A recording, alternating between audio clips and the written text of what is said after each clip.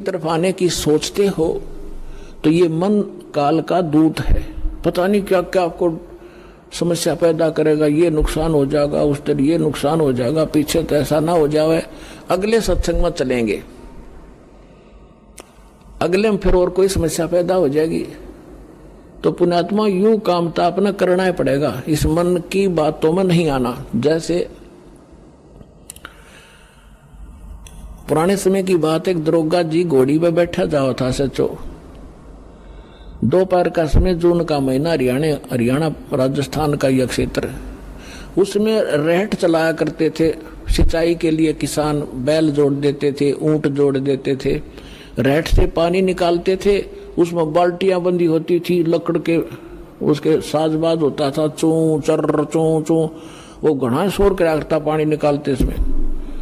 अब घोड़ी ने पानी देखा, प्यासे दोनों थे, घोड़ी पानी पीने के लिए चली तो निकट गई तो उस रहट की शोर सुनकर चरचों को वो दूर भागी। ऐसा चो ने उस किसान को धमकाया, खुरकाया कि इस चूचू को बंद कर तू। उसने वह चूचू बंद कर दी, बैल रोक दिए, रहट रुक गया। ऐसे बालू रेत का क्षेत्र था। जब तक वो घोड़ी को निकट लेकर इतने जमीन पानी पीगी, उसमें पानी मिला नहीं, थोड़ा सा वैसे पड़ा कहीं कहीं। तो दरोगा ने कहा कि भाई ये पानी निकाल। किसान ने वो बैल हाँक दिए, वो फिर चू चू करा, वो घोड़ी फिर भागी कि आधा किला दूर।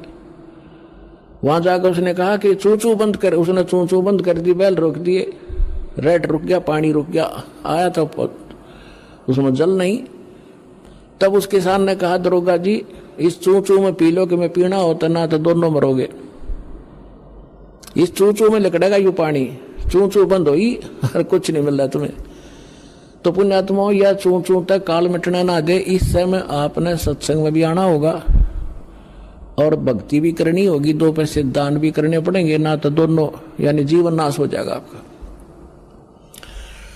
अब जो प्रसंग चल रहा है कि जैसे जब यो काल घनी चू चू करे मन, तो चल पड़ो घर से और ये सोचकर चल पड़ो कि मान ले आज मेरी परमानेंट मृत्यु हो जा, तब इस काम में कौन संभालेगा।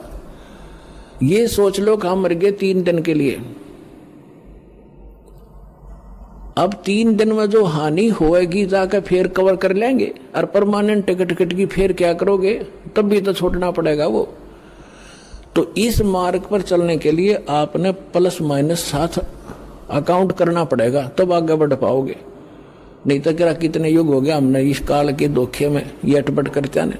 और परमात्मा के लिए चले, उनका कोई हानि होया करे, कभी नहीं हो सकती। घर बैठा पाओगा मालिक आपको सौ सुख देगा, ना जाने कितनी आपकी आपदाओं को टालेगा। ऐसे बहुत से प्रमाण हैं।